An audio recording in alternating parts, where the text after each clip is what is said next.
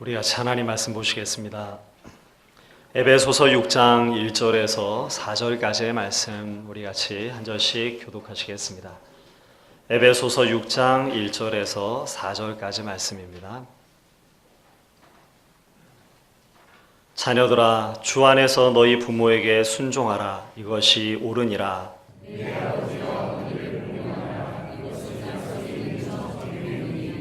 이로써 네가 잘되고 땅에서 장수하리라.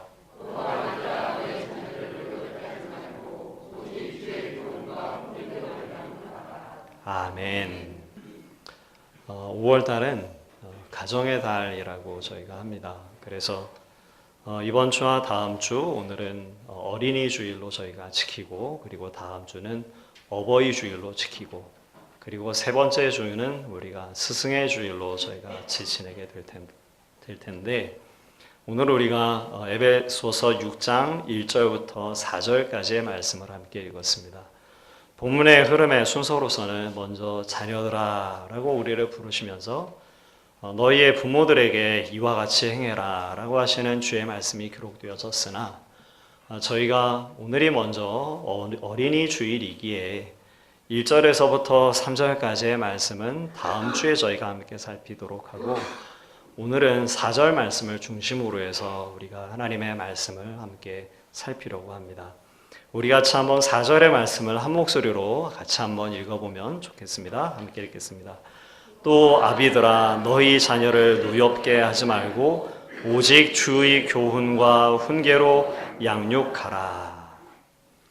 오늘 우리가 함께 읽은 본문의 말씀들 속에 자녀들아, 또 앞서서는 자녀들아, 그리고 오늘 우리가 함께 읽은 본문의 말씀 속엔 아비들아, 또 그 앞에를 보게 되면 아내들아, 또 남편들아, 뒤에는 종들아, 상전들아 이렇게 부르며 사도가 우리 아버지 하나님의 말씀을 우리에게 가르치는 모습을 우리가 보게 됩니다. 그런데 그 구체적인 가르침의 일들을 우리가 먼저 살피기에 앞서서 이 모든 가르침에 앞서 있는 중요한 전제가 있다는 것을 우리가 먼저 확인해야 할 것 같습니다. 사도는 에베소에 보내는 이 편지를 통해서 1장부터 3장까지의 말씀을 통해 먼저 그 얘기를 들려줍니다. 그 이야기는 무엇인가 하면 우리가 어떠한 존재였었는지, 그리고 우리가 어떻게 구원을 받았는지에 관해서 사도가 먼저 그 사실을 들려주죠. 구원받은 우리의 상황을 먼저 상기시키고, 그 구원받은 가운데 우리에게 주어진 영광이 어떠한 것인지를 가르쳐 줍니다. 그것이 에베소서 1장부터 3장까지의 본문의 말씀들 가운데 에베소 교회 성도들에게, 또 오늘 우리들에게 분명히 가르쳐 주고 있는 중요한 사실입니다. 그래서 우리가 먼저 확인을 해야 될 것이 있습니다.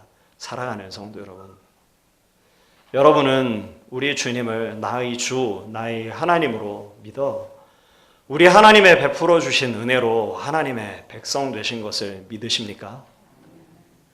이 사실이 먼저 우리 안에 분명히 확인되어져야만 그 이후에 아내들아, 남편들아, 자녀들아, 아비들아, 또 종들아, 상전들아 라고 말씀하는 이 사도의 말씀을 우리가 받을 수 있습니다.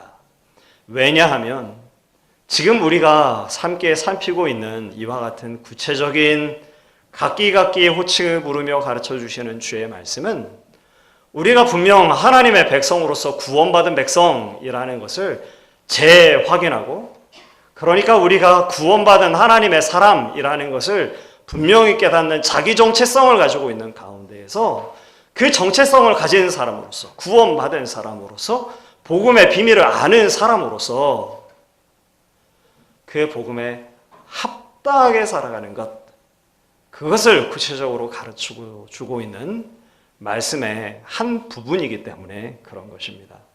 그래서 우리가 함께 읽지 않았지만 4장 1절 말씀을 한번 보십시오. 3장까지 계속해서 사도가 우리가 본 뒤 어떠한 존재였었는지, 우리 하나님께서 우리에게 어떻게 은혜를 베풀어 주셨는지, 주 예수 그리스도로 인해서 우리가 어떤 구원을 얻었는지, 그래서 우리가 가진 자기 정체성이 구원을 받은 하나님의 백성 혹은 하나님의 자녀, 이것 같은 사실을 분명히 깨닫게 해준 이후에 들려주는 이야기가 4장 1절 본문의 말씀입니다. 같이 한번 우리 한 목소리로 읽어보도록 하겠습니다. 그러므로 주 안에 갇힌 내가 너희를 권하노니 너희가 부르심을 받은 일에 합당하게 행하여. 5장 1절 말씀도 한번 읽어보실까요? 5장 1절 말씀도 이렇게 이야기합니다. 그러므로 사랑을 받은 자녀같이 너희는 하나님을 본받는 자가 되고, 너희가 우리 하나님께로부터 사랑을 받은 자가 되었으니 그 사실을 분명히 깨닫고 그것을 상기하고 그것을 기억하여서 그에 합당한 모습으로 살 것, 또 그 사랑을 베푸신 하나님을 본받는 모습으로 살 것, 그리고 그 구체적인 언명으로서 아내들아, 또 남편들아, 자녀들아, 혹은 아비들아, 종들아, 상전들아 라고 각기의 이름들을 불러내며 그들이 복음에 합당하게 살아야 될 그 삶이 어떤 것인지를 구체적으로 가르쳐주고 있는 것입니다. 그러므로 우리가 다시 한번 확인해야만 합니다. 사랑하는 성도 여러분, 아비들아 라고 부르는 이 주의 부르심 앞에 그 교훈을 받기를 원하십니까? 그렇다면 우리가 먼저 확인해야만 하는 것이죠. 사랑하는 성도 여러분, 우리가 주 예수 그리스도의 은혜로 구원받은 하나님의 백성이라는 사실을 분명히 재확인하는 저와 여러분 우리 모두가 되시기를 간절히 소망합니다. 이것을 잃어버린 가운데에, 만일 이것을 우리가 기억하지 못하는 가운데 내가 참으로 하나님께로부터 구원받은 구원자라는 사실을, 하나님의 은혜를 덧입은 자라는 사실을 망각하는 가운데에서 교훈을 받는다고 한다면 그것은 허장성세에 불과한 것이 될 것입니다. 아무것도 아닌 것이 되고 말 것이죠. 오늘 우리가 먼저 분명히 기억해야 합니다. 사랑하는 성도 여러분, 우리가 과연 어떤 존재였었는지, 그리고 우리 하나님께서 우리에게 어떠한 은혜를 베풀어 주셨는지, 그래서 우리가 어떻게 하나님 앞에 구원 얻은 자가 되었는지를 기억하고 그것에 대한 분명한 자기 정체성을 가져서 그에 합당한 삶을 살아내기를 소망하는 하나님의 사람들 저와 여러분 모두가 되시기를 간절히 소망합니다. 이제 우리가 4절 말씀을 함께 살펴보도록 하겠습니다. 오늘 4절 본문의 말씀들은 아비들아 라고 부르며 부모들에게, 가정 가운데 부모로서 자녀들과의 관계 속에서, 그 부모와 자식의 그 관계 속에서 그 자녀들에게, 어린 아이들에게, 우리의 자녀들에게 어떻게 행하는 것이 마땅한 복음에 합당한 삶인 것인가를 우리에게 가르쳐 주고 있습니다. 4절 말씀을 살펴보게 되니까 두 가지로 말씀하라고 있는 것을 우리가 보게 되죠. 6장 4절 말씀을 제가 한번 다시 읽어드리겠습니다. 또 아비들아, 너희 자녀를 노엽게 하지 말고 오직 주의 교훈과 훈계로 양육하라. 첫 번째는 무엇입니까? 너희 자녀를 노엽게 하지 말아라 라고 말씀하는 것이 사도가 아비된 이들에게, 구원받은 그 아비들에게 자녀들과의 관계 속에서 기억해야 할 한 가지 첫 번째라고 가르쳐주고 있는 것입니다. 사실 그런데 이 말씀을 우리가 읽을 때에 조금은 어색하기도 하고 그것이 조금 마땅치 않게 여겨질 수도 있을 것 같습니다. 왜냐하면 여기 사용하고 있는 이 노엽게 하지 말아라 라고 하는 이 표현이 우리가 사용하는 언어 속에서는 어린아이에게 혹은 자녀에게 사용하는 언어가 아니죠. 노엽게 하지 말아라 라고 하는 이 노여움이라고 하는 단어는 우리가 언제 주로 사용하는 단어인가 하면 부모님들께 혹은 어른들께 사용하는 그런 단어죠. 그래서 우리가 이 성경을 읽을 때에 너희 자녀를 노엽게 하지 말라라고 하는 이 말씀을 읽으면 조금은 어색하게 여겨질 수도 있고 조금은 불편하게 여겨질 수도 있을 것 같습니다. 그러나 그게 그렇게 중요한 문제는 아닌 것 같습니다. 다만 지금 사도는 분명히 한 가지를 가르칩니다. 무엇인가 하면 너희 자녀를 화내게 하지 말아라. 너희 자녀를 노엽게 하지 말아라 라고 지금 들려주고 있는 것이죠. 여러분은 이 사도의 가르침을, 주의 말씀을 어떻게 받으십니까? 조금은 어색하게 여겨질 수도 있고 이 말씀이 내 자녀를 인격적으로 대해라 라는 말인가 보다라고도 생각할 수 있을 것 같습니다. 오늘 우리들에게 있어서도 네 자녀를 노엽게 하지 말아라 라고 하는 이 말씀을 들으면 조금은 어색함이 있습니다. 그런데 당시 그리스 로마 시대에 있어서는 그것이 더 심각한 큰 충격이었다고 하죠. 그리스 로마 문화 속에서 아버지가 가지고 있는 권위는 대단한 것이었다고 알려져 있습니다. 가족 구성원에 대해서 아버지가 갖고 있는 절대적인 권세가 이런 것입니다. 선천적인 장애를 가지고 자녀가 태어나면 아버지는 자신이 가지고 있는 권위를 가지고 그 아이를 죽일 수 있는 합당한 권리가 있습니다. 당시 사회에서 말이죠. 원치 않는 딸이 태어나면 그 딸을 버리거나 혹은 노예로 팔 수 있는 권리도 아버지들에게 그 당시에 허용되어져 있었다고 합니다. 아니, 딸뿐만이 아니고요. 어린아이뿐만이 아니고요. 성인이 된 아들이라고 할지라도 성인이 된 아들조차도 때리고 옥에 가두는 것은 물론이고 심지어 죽일 수도 있는 그러한 합법적인 권리를 가지고 있는 것이 아버지들이었다고 합니다. 그것이 그 당시 사회 문화였다는 거죠. 그런데 지금 우리 주님께서 사도 바울을 통해서 가르쳐주는 이야기는 무엇인가요? 너희의 자녀들을 아비들아 노엽게 하지 말아라 라고 말해주고 있는 것입니다. 이것은 당시 사회에 있어서 큰 충격이고 놀라운 소식인 거죠. 그런데 이렇게 말하고 있는 중요한 원리가 있습니다. 여러분 5장 21절 말씀을 우리 같이 한번 한 목소리로 읽어보도록 하겠습니다. 5장 21절 우리 같이 함께 한 목소리로 함께 읽겠습니다. 그리스도를 경외함으로 피차 복종하라. 이것이 상호간의 관계들 속에서 아내들과 남편의 관계 속에서 자녀와 부모의 관계 속에서 혹은 종과 상전의 관계 속에서 우리 주님의 은혜로 구원함을 얻은 하나님의 사람들에게 주어지는 성경의 원리입니다. 원리가 무엇입니까? 그리스도를 경외함으로 피차 복종하라라는 것이 상호적인 이 관계가 성경이 우리에게 제시해주는 원리죠. 이 원리에 토대해서 아내들아 너희들은 이렇게 하는 게 마땅하다. 남편들아 너희들은 이렇게 하는 게 마땅하다. 자녀들아 혹은 아비들아 너희들은 이렇게 가는 것이 복음에 합당한 삶이다. 또 종들아 혹은 상전들아 너희도 그리스도 안에서 피차 복종이라고 하는 이 원리 앞에 이렇게 일하는 것이 마땅하다라고 가르쳐주고 있는 것입니다. 그러니까 오늘 우리가 함께 읽고 있는 6장 4절의 말씀 아비들아 라고 칭하고 있는 이 사도의 가르침 속의 원리는 무엇인가 하면 그리스도 안에서 경외함으로 피차 복종함이라는 것이 중요한 원리로 지금 작동되고 있는 것입니다. 여기서 우리가 주목해야 될 것은 어떤 다른 것이 아니라 주체가 누구인가라는 것입니다. 6장 4절의 말씀을 한번 보십시오. 아비들아 너희의 자녀를 인격적으로 대우해라 라고 가르치지 않습니다.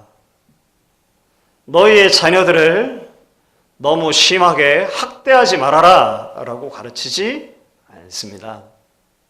지금 어떻게 가르쳐주고 있습니까? 너희의 자녀를 노엽게 하지 말아라 라고 말해주고 있는 것이죠.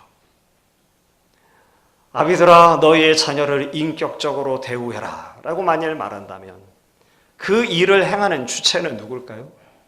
아버지겠죠. 그렇지 않습니까? 네 자녀들을 학대하지 말아라 라고 말한다면 이 일에 대해서 모든 판단과 결정권을 가지고 있는 주체가 누구입니까? 아버지인 거죠. 그런데 지금 사도는 어떻게 이야기하고 있나요? 너희 자녀를 노엽게 하지 말아라 라고 말해주고 있는 것입니다. 이 말씀 속에서 우리가 중요하게 받아야 할 교훈은 무엇인가 하면 역지사지의 입장을 가져야 된다는 것입니다. 왜 그렇습니까? 그리스도 안에서 그리스도를 경외함으로 피차 복종하는 것이 주의 원리이기 때문에 그런 것입니다. 막강한 권한과 막강한 권위를 가지고 있는 아비들이지만 그 아버지와 어머니들도 자녀들을 양육함에 있어서 자녀들과의 상호적인 관계 속에서 어떻게 행해야 되는가 피차 복종하는 것이 마땅하다라는 것이죠. 자녀들과 부모와의 관계 속에서 어떻게 피차 복종할까요? 아비들에게 있어서는, 부모들에게 있어서는 자녀의 입장에서 역지사지의 지혜를 좀 발휘해서 나의 마땅히 해가고자 하는 바의 권리를 행사함으로서만 역할하지 말고 역지사지하여서 자녀의 입장에서 자녀들을 대할 것, 이것이 지금 사도가 우리에게 가르쳐주고 있는 첫 번째 교훈입니다. 사랑하는 성도 여러분, 이곳에 어머니가 되시고 아버지가 되신, 자녀가 아직 어리기도 하고 자녀를 이미 장성하도록 양육하신 저와 여러분 우리 모두 안에 우리의 자녀들을 대하되 권위로서가 아니라 그들 가운데 권위와 권세로 나아가기는 나아가나 그러나 그들의 입장을 헤아려 하는 피차 복종이라고 하는 주의 원리를 자녀들과의 관계들 가운데서도 적용할 수 있는 저와 여러분 우리 모두가 되시기를 간절히 소망합니다. 이것이 사도가 자녀들을 양육하는 부모에게 주는 첫 번째의 가르침의 이야기입니다. 두 번째는 무엇일까요? 우리가 함께 읽었습니다. 6장 4절 후반절의 말씀을 보니까 아비들아 오직 주의 교훈과 훈계로 너희 자녀를 양육하라 라고 말씀해 주고 있습니다. 우리가 우리의 자녀를 주의 교훈과 훈계로 양육함이라는 것이 어떤 것일까는 우리가 그것을 샘플처럼 말씀 속에 한 예를 살펴봄으로써 생각해 보는 것이 더 쉽고 유익하리라 생각되어져서 우리 같이 사무엘상 1장 말씀을 우리 같이 좀 펼쳐보도록 하겠습니다. 사무엘상 1장 3절 말씀을 우리 같이 함께 한 목소리로 읽어보도록 하겠습니다. 이 사람이 매년 자기 성읍에서 나와서 실로에 올라가서 만군의 여호와께 예배하며 제사를 드렸는데 엘리의 두 아들 홈니와 비느하스가 여호와의 제사장으로 거기 있었더라. 이 장면이 어떤 장면인가 하면 엘가나와 한나 그리고 홈니와 비느하스가 한 날 같은 곳에 있는 모습을 그려주고 있습니다. 엘가나와 한나가 자식이 없습니다. 그래서 큰 슬픔 가운데 있고요. 엘리 제사장의 두 아들인 홈니와 비느하스가 제사장이 되어서 성소를 섬기고 있는 가운데 있습니다. 그런데 지금 바로 한 날 한 곳에 엘가나와 한나가, 그러니까 자식이 없어 안타까운 마음을 가진 이들과 제사장인 홈니와 비느하스가 성소에 수종들며 지금 이곳에 있는 것이죠. 홈니와 비느하스가 어떠한 사람인지를 잠시 생각해 보면 좋겠습니다. 홈니와 비느하스는 어떤 사람이었습니까? 아버지가 대제사장 엘리였었습니다. 그리고 그 아들인 홈니와 비느하스 본인들도 제사장이 되어서 성소에서 예배하는 그 제사를 섬기는 사람들이었죠. 제사장은 그럼 어떤 사람일까요? 우리가 이미 알고 있을 것이겠지만 제사장이라고 하는 이가 어떤 사람인지를 다시 한번 좀 생각해 보면 좋겠습니다. 제사장은 여호와의 명한 율법을 따라서 백성을 위하여 제사를 주관하는 이들이 바로 제사장입니다. 그러니까 성소에서 하나님 앞에 제사 드리는 그 제사를 이렇게 주관하고 또 그 일들 가운데 섬기는 이들이 제사장인 거죠. 그런데 그냥 그렇게만 우리가 생각해도 될까요? 이스라엘의 사회에서 제사장이 가지고 있는 사회적 지위는 어떤 것일까요? 오늘 우리 사회에서도 나름대로 그 사회 안에 여러 지위들이 있죠. 사회적 지위가 포지션들이 있습니다. 학력의 길고 짧음에 따라서, 혹은 재력이 많고 적음에 따라서, 혹은 권력이 많고 적음에 따라서 이 사회에도 나름대로의 사회의 그 위계 질서 혹은 계층이 이렇게 존재하는 것 아니겠습니까? 마찬가지로 유대 사회에도 그렇습니다. 당시 이스라엘 사회는 그러면 어떤 모습으로 이 사회 계층 구조가 짜여져 있었을까요? 그것은 거룩함의 정도에 의해서 사회 계층이 짜여집니다. 성소가 이스라엘에게 가장 거룩합니다. 그래서 성소에서 섬기는 대제사장과 제사장들, 이들이 사회 구조에서 가장 높은 위치를 차지합니다. 다음 단계는 누구일까요?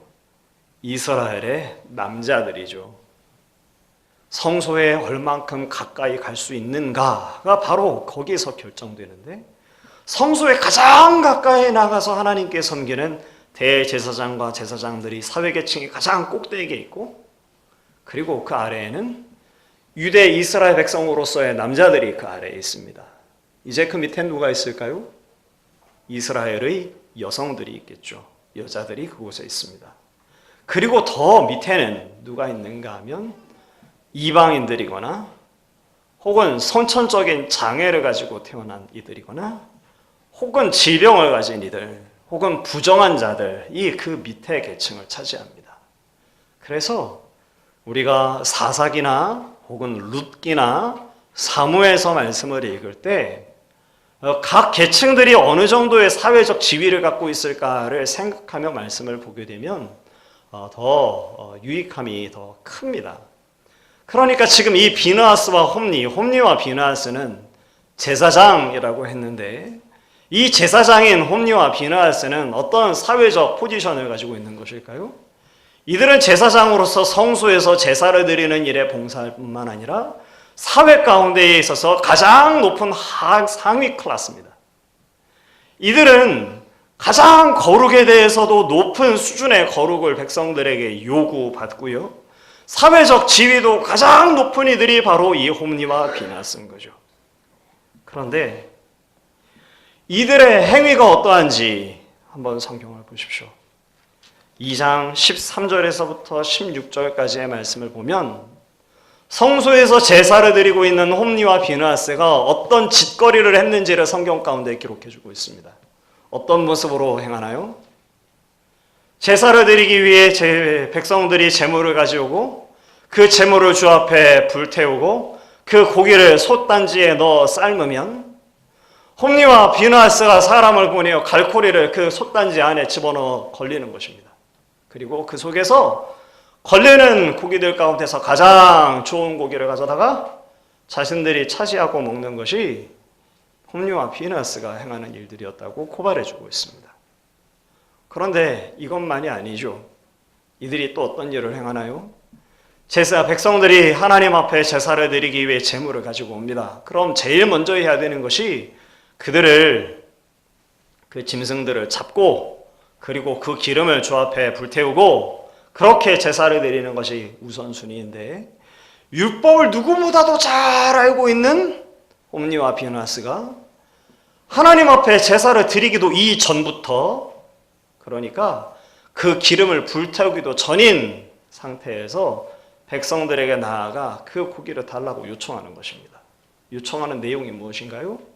우리 제사장께서 익은 고기가 아니라 생고기를 원하신다. 제사를 집행하는 사람이 그렇게 할 수는 없습니다. 아직 하나님께 이 제물을 불태우지 않았습니다. 라고 만류하여도 내가 너를 괴롭힐 것이다. 라고 하며 아직 하나님께 드려지기도 이전인 그 제물을 강탈해가는 일이 홈니와 비느하스, 그러니까 제사장인 이들이 행하는 일이었다고 성경은 우리에게 가르쳐 줍니다. 이것만이 아니죠. 2장 23절의 말씀을 한번 보십시오. 2장 23절의 말씀, 22절과 23절의 말씀을 보게 되면 홈리와 비느하스가 행하는 악행이 어떤 것들이었는가? 성소에서 수종드는 여러 여인들이 있는데 그 여인들과 동침하였다라고 성경은 가르쳐 줍니다.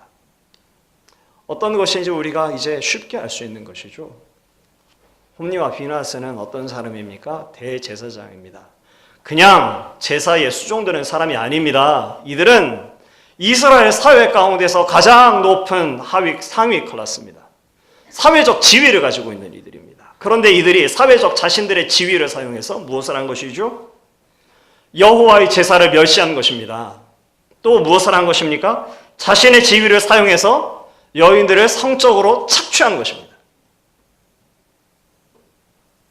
지금 성경이 홈리와 비느하스라고 하는 어떤 이들에 대해서 설명해 주는데 이들이 바로 제사장인데 가장 높은 거룩이 요구되어지는 바로 그들이 자신들의 지위를 사용해서 제사의 제물을 강탈하고 그 제사를 멸시하고 그리고 자신의 지위를 사용해서 여인들을 성적으로 착취했다. 그 사실들을 성경은 우리에게 들려주고 있는 것이죠. 그래서 2장 12절 말씀을 보게 되면 성경은 이들에 대해서 이렇게 평가를 해주고 있습니다. 사무엘상 2장 12절 말씀 제가 한번 읽어드리겠습니다. 엘리의 아들들은 행실이 나빠 여호와를 알지 못하였더라. 다른 번역에서는 이렇게 번역합니다. 엘리의 아들들은 악당들이어서 여호와를 멸시했다. 그렇게 이야기해주고 있습니다. 이와 같은 홈리와 비느하스의 행위에 대해 소식들을 들은 엘리가 그럼 가만히 있었을까요? 가만히 있을 수가 없는 것이죠. 그래서 2장 23절 후반부에 있는 말씀들을 살펴보게 되면 아들들이 행한 이 악행들의 소식을 듣고 아들들을 불러다가 엘리 제사장이 꾸짖습니다. 너희가 어찌하여 이런 일을 하느냐? 내 아들들아 그리하지 말아라. 그런데 엘리가 아들들을 그렇게 만류하여도 아들들은 자신들의 그 악행을 그치지를 않습니다. 얼마만큼의 시간이 지났을까요? 하나님께서 하나님의 사람을 엘리에게 보내셔서 엘리의 잘못을 그리고 그 두 아들의 잘못을 책망하시는 말씀이 기록됩니다. 여러분 우리 2장 29절의 말씀을 함께 한번 읽어보도록 하겠습니다. 2장 29절입니다. 너희는 어찌하여 내가 내 처소에서 명령한 내 재물과 예물을 밟으며 네 아들들을 나보다 더 중히 여겨 내 백성 이스라엘이 드리는 가장 좋은 것으로 너희들을 살지게 하느냐. 하나님께서 지금 책망하는 거죠. 두 가지로 책망을 하시는데 첫 번째는 내 재물과 예물을 너희가 짓밟는구나 라고 책망하시고 두 번째는 무엇인가 하면 네 아들들을 네가 나보다 더 중히 여겼다라고 말씀하십니다. 그리고 그 집안에 임할 심판을 주님께서 선언하십니다. 이제 여러분 이 일들을 우리가 한번 생각해 보면 좋겠습니다. 지금 무엇이 문제입니까?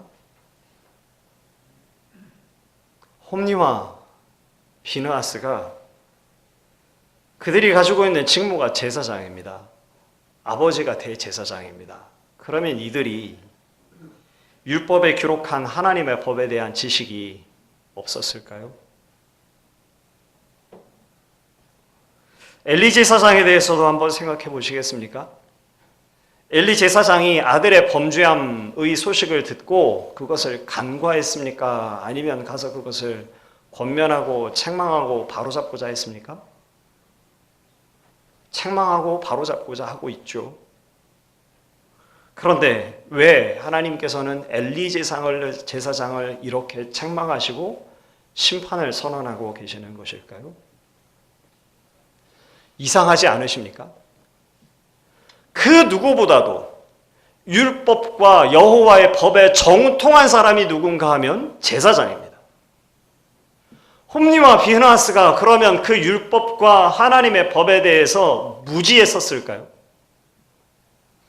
제사장이 하나님과 그의 제사를 멸시하고 그 하나님의 법에 대해서 누구보다도 잘 알고 있는 것이 분명한 제사장이 하나님을 멸시하고 그 제사를 멸시하는 이 모습이 정말 이상하게 여겨지지 아니하십니까? 또 엘리 제사장이 분명 이 일에 대해서 책망하라고 바로잡고자 하고 있는데 다 큰 자식이 아버지의 말을 듣지를 않습니다. 그런데 이 일에 대해서 마치 아버지인 엘리 제사장에게 전적인 책임이 있는 것 마냥 그 아버지를 책망하시는 하나님의 모습이 이상하게 여겨지지 아니하시는가 말이죠. 여호와를 멸시한 게 엘리입니까? 아니면 홈리와 비느하스입니까? 홈리와 비느하스 아니던가요? 우리 하나님께서 연좌제를 적용하셔서 아들의 죄악에 대해서 아버지에게도 그 죄악을 물으시는 것입니까? 그렇지 아니한 것이죠. 홈리와 비느하스가 그리고 아버지 엘리가 훗날 하나님께로부터 받게 되어진 심판은 참으로 두려운 것이었습니다. 어떤 심판을 받게 됐는가 하면 이스라엘 백성과 블레셋이 전쟁을 치르게 되고 이스라엘 백성이 그 전쟁 가운데에서 처참한 패배를 맛봅니다. 패배를 경험한 이후에 자신 스스로 패배의 원인이 무엇인지를 찾죠. 왜 우리가 블레셋과의 전쟁에서 졌을까? 그들이 깨달은 바가 한 가지였습니다. 아하, 여호와의 언약궤를 가지고 오지 않았구나. 여호와의 언약궤를 우리가 앞세우지 않았구나. 그래서 홈리와 비느하스의 등에 매어 어깨에 매어 여호와의 언약궤를 가지고 오고 그 전쟁에 앞서 언약궤를 앞세워 전쟁에 나갑니다. 뒤따라는 백성은 찬송을 부르며 말이죠. 그런데 다시 치룬 전쟁의 결과는 어떤 것이었나요? 그보다도 더 큰 패배를 경험하게 됐던 것이 성경의 기록이었고 그 자리 가운데 나아갔던 홈리와 비느하스는 그 형제는 한날 한시에 한 장소에서 죽임을 당하고 맙니다. 두 형제가 두 아들이 죽었다라는 소식을 실로에 있었던 엘리가 그 소식을 듣게 됩니다. 엘리는 의자에서 그 소식을 듣고 뒤로 넘어져 목이 부러져 죽었다고 성경은 우리에게 가르쳐주죠. 이것이 홈리와 비느하스 그리고 엘리가 당한 하나님의 심판의 일들이었었습니다. 사랑하는 성도 여러분, 여호와의 제사를 멸시한 홈리와 비느하스가 하나님의 심판을 받는 것을 이해할 수는 있지만 아버지 엘리는 왜 죽음의 심판을 피할 수 없는 것일까요? 성경은 무엇이 문제였는지에 대해서 우리에게 분명하게 가르쳐주고 있습니다. 홈리와 비느하스가 여호와 하나님을 아는 분명한 지식이 있음에도 불구하고 여호와께 드리는 제사를 멸시합니다.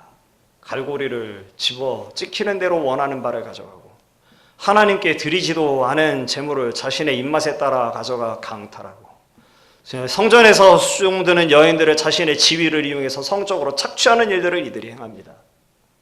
그런데 오늘 우리가 함께 읽었었던 본문의 말씀들 속에 원인이 있다는 것을 가르쳐주죠. 2장 29절 우리 주님께서 우리 하나님께서 엘리 제사장을 책망하셨던 이야기를 보십시오. 무엇이라 책망하고 있었나요? 네 아들들을 나보다 더 중히 여겼다라고 말씀하십니다. 여러분, 이 사실에 대해서 주의하셔야 합니다. 엘리가 아들인 홈리와 비느하스에게 제사장 직무를 수행하는 방법을 가르치지 않았다고 책망하는 것이 아닙니다. 율법을 가르치지 않았다고 책망을 받고 있는 것도 아닙니다. 홈리와 비느하스는 우리가 미루어 짐작하기로 하나님의 율법에 아마도 정통했을 것이라고 저는 생각합니다. 왜요? 그가 제사장들이기 때문에 그런 것이죠. 그런데 엘리가 행한 일들 가운데 하나님의 책망의 내용들을 살펴보면 이런 것입니다. 홈리와 비느하스에게 하나님의 말씀을 가르치고 제사장의 직무를 이렇게 행하는 것이라고 가르치기는 가르치되 그 가르침 속에 엘리는 어떤 마음을 가지고 그 아들들을 가르쳤는가 하면 하나님보다 이 아들들을 더 중히 여기는 모습 가운데에서 자식들을 가르쳤다라는 것이죠. 그 결과가 무엇인가요?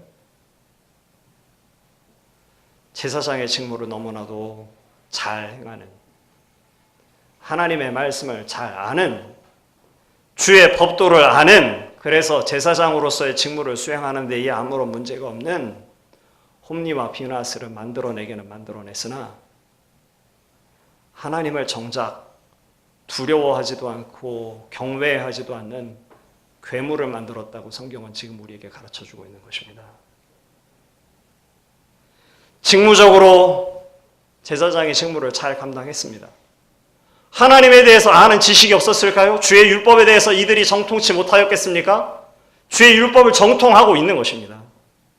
그런데 엘리 제사장은 여호와 하나님보다 아들을 중히 여기는 태도로 홈리와 비느하스를 가르침으로 홈리와 비느하스로 하여금 여호와를 두려워하지 않게 만들어버리고 만 것이죠. 이것만이 다가 아닙니다.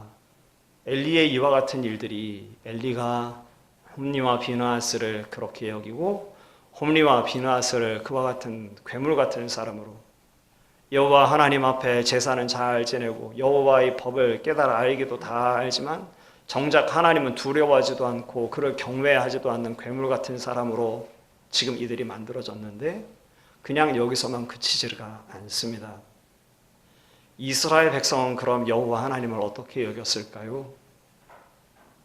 이스라엘 백성들은 여호와 하나님을 알기는 알지만 알지 못합니다.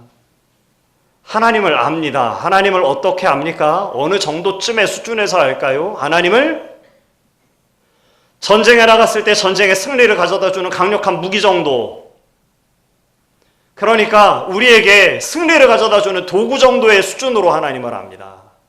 그렇게 하나님을 취급하는 거죠. 아하, 하나님의 언약궤를 가지고 오지 않았으니 하나님의 언약궤를 가지고 오면 우리에게 승리가 올 것이다 라고 하는 얼마나 단순한 생각인가요? 이스라엘 백성이 하나님을 얼마나 경박하게 여겼는지, 얼마나 우습게 여겼는지를 가르쳐주는 이야기가 사무엘상 6장 말씀을 보면 기록됩니다. 여러분, 블레셋 사람들에게 언약궤가 빼앗긴 다음에 그 언약궤가 스스로의 힘으로 이스라엘로 되돌아옵니다. 이스라엘 백성들이 그 언약궤를 얻고 나서 기뻐하고 있을 때 도리어 그 언약궤가 가는 곳곳들마다 연병이 퍼지고 독종이 퍼지고 하나님의 재앙으로 인해서 블레셋 사람들이 감당을 할 수 없는 일들을 경험합니다. 그래서 그들이 이 언약궤를 이제 이스라엘에게로 다시 되돌려보내자라고 결정하죠. 어떻게 되돌려보내나요? 암소 2마리가 끄는 수레를 만듭니다. 그리고 그 수레에 언약궤를 실어서 정처 없이 그 소를 보내죠. 그런데 아무도 끄는 사람이 없는 그 소가 좌로도 우로도 치우치지 않고 이스라엘 땅의 벳세메스를 향해서 곧장 그 길을 갑니다. 그래서 언약궤가 어디로 들어가는가? 이스라엘 땅의 벳세메스로 들어가게 됩니다. 여러분, 6장 13절의 말씀을 한번 보겠습니다. 사무엘상 6장 13절, 제가 12절 말씀을 읽고 여러분께서 13절과 14절 두 절의 말씀을 읽어주시면 감사하겠습니다. 제가 6장 12절을 먼저 읽겠습니다. 암소가 벳세메스 길로 바로 행하여 대로로 가며 갈 때에 울고 좌우로 치우치지 아니하였고 블레셋 방백들은 벳세메스 경계선까지 따라가니라.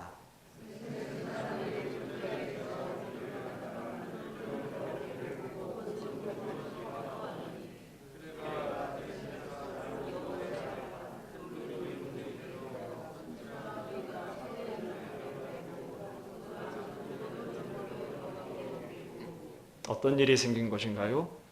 벳세메스에 여호와의 언약궤가 들어갑니다. 그리고 어디서부턴가 오는 수레를 보고 그리고 그 수레에 실려진 것이 여호와의 언약궤인 것을 깨달은 벳세메스 사람들이 기뻐함으로 암소를 잡아 그 언약궤를 맞이하며 하나님 앞에 번제를 드렸다라는 것입니다. 그런데 여러분, 19절의 말씀을 보십시오. 이렇게 기뻐하며 여호와 하나님 앞에 번제를 드렸던, 여호와의 언약궤를 기쁨으로 맞아들였던 벳세메스 사람들에게 큰 재앙이 닥칩니다.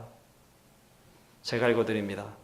벳세메스 사람들이 여호와의 궤를 들여다본 까닭에 그들을 치사 5만 70명을 죽이신지라 여호와께서 백성을 쳐서 크게 살육하셨으므로 백성이 심히 슬피 울었더라. 무슨 일이 벌어진 것인가요? 여호와의 언약궤가 온 것을 보고 기뻐하고 감사하고 그것이 기뻐서 번제를 하나님께 드렸습니다. 그런데 여호와 하나님께서 어떤 이유로 그 벳세메스 사람들을 5만 70명을 그날 살육하셨다라고 성경은 우리에게 보여주고 있는 것이죠. 그런데 그 이유가 뭔가 성경을 보니까 그들이 여호와의 궤를 들여다본 까닭이었다라고 우리에게 들려주고 있습니다. 어쩌면 우리는 이것을 이해하기 어려울지도 모르겠습니다. 그런데 이 모습 속에 성경은 우리에게 무엇을 가르치는가 하면 이스라엘 백성이 하나님을 어떻게 여기고 있는가를 단적으로 보여주고 있습니다. 이스라엘 백성들이 여호와 하나님을, 여호와의 언약궤를 어떻게 여길까요? 도구로 여깁니다. 마치 자동 판매기처럼 말이죠. 자동 판매기는 어떻습니까? 내가 동전을 넣고 상하는 값을 집어넣고 버튼을 누르면 내가 원하는 물건이 철커덕하고 나옵니다. 그게 자동 판매기입니다. 그런데 이스라엘 백성들이 여호와 하나님을 어떻게 여기죠? 그 정도쯤으로 하나님을 여깁니다. 어떤 하나님으로요? 앞정 세워 나가서 전쟁을 치르면 전쟁에 이기는 하나님으로요. 지금 벳세메스 사람들이 기뻐합니다. 왜 기뻐합니까? 오, 우리 여호와 하나님께서 우리 가운데 다시 돌아오셨구나. 아닙니다. 잃어버렸던 강력한 무기가 제 발로 우리 안에 되돌아왔네 라고 하는 기쁨입니다. 이들이 왜 이 언약궤를 들여다볼까요? 하나님의 언약궤에 대한 어떠한 두려움도 어떠한 경외감도 이들에게 없는 것입니다. 심지어 저 블레셋 이방 민족들조차도 이스라엘이 언약궤가 그들에게 달아왔을 때 이런 짓을 행하지는 않았습니다. 그런데 지금 이들이 행하고 있는 것이 무엇이죠? 하나님에 대한 두려움을 모두 상실해버린 나머지, 여러분, 홈리와 비너스만 그런 것이 아니고요, 이스라엘 백성들이 모두 다 그런 것입니다. 홈리와 비너스가 하나님께 제사를 드리면서 갈구리질을 하는데 주저함이 없고, 수종드는 여인들을 자신들의 사회적 지위를 이용해서 착취하는데 주저함이 없고, 주 앞에 드려지지도 아니한 재물을 먼저 먹음에도 주저함이 없는 까닭이 무엇인가 하면 하나님에 대한 두려움이 없어서 그렇습니다. 벳세메스 사람들이 기뻐하고 즐거워하는 가운데서 언약궤를 들여다보고 있는 까닭이 무엇입니까? 여호와의 언약궤에 대한 두려움이, 경외감이 없는 것입니다. 그리고 그들에게 우리 하나님께서는 값비싼 값을 치르게 하시면서 여호와 하나님이 어떠한 분이신지를 그들에게 가르치십니다. 5만 70명의 인원을 살육하시면서 그 목숨의 값을 통하여 백성들을 가르치고 계시는 것이죠. 이 가르침의 결과가 어떤지 여러분 한번 보실까요? 6장 20절 말씀을 한번 보십시오. 이들이 이 일을 경험한 이후에 무엇이라고 말하는가? 6장 20절 말씀을 보면 이렇게 말합니다. 이 거룩하신 하나님 여호와 앞에 누가 능히 서리요? 이제야 비로소 이들이 여호와 하나님을 두려워하기 시작합니다. 이 거룩하신 하나님 여호와 앞에 누가 능히 서리요? 7장 2절의 말씀을 한번 보십시오. 7장 2절의 말씀을 보면 이렇게 이야기합니다. 이스라엘 온 족속이 여호와를 사모하니라. 사랑하는 성도 여러분, 에베소서 6장 4절 말씀은 우리에게 너희 자녀를 주의 교훈과 훈계로 양육하라 라고 가르치고 있습니다. 우리가 무엇을 가르치고 무엇으로 양육해야 된다는 것이겠습니까? 하나님의 말씀의 지식을 그들의 마음 가운데, 그들의 머릿속에 집어넣으면 된다는 것입니까? 주일학교를 통해 혹은 성경 말씀을 통해 그들의 마음속에, 그들의 귓가에 그저 성경 속에 들려진 기록되어진 말씀들을 가르쳐주면 된다고 그렇게 하면 정말 충분한 것이 되겠습니까? 우리가 그렇게 하면 우리의 자녀들이, 우리의 다음 세대들이 하나님을 경외하는 마음을 가질 수 있겠습니까? 진정하고 참된 가르침은 삶을 통해서 가르치게 되는 것을 믿습니다. 우리의 삶을 통해서, 어머니와 아버지의 삶의 선택을 통해서 자녀들은 배웁니다. 어머니와 아버지의 가르치는 입술의 말을 통해서도 배우지만 더 큰 울림 있는 가르침은 어머니와 아버지가 자녀들에게 보여주는 삶의 선택입니다. 우리가 살아가는 삶의 모습을 통하여 자녀들은 배웁니다. 무엇을 배웁니까? 하나님을 두려워해야 함을, 하나님을 경외함을 배우는 것이죠. 무엇이 더 중요한지, 나의 즐거움과 나의 원함보다 더 중요한 것이 무엇인지를 자녀들은 배우는 것입니다.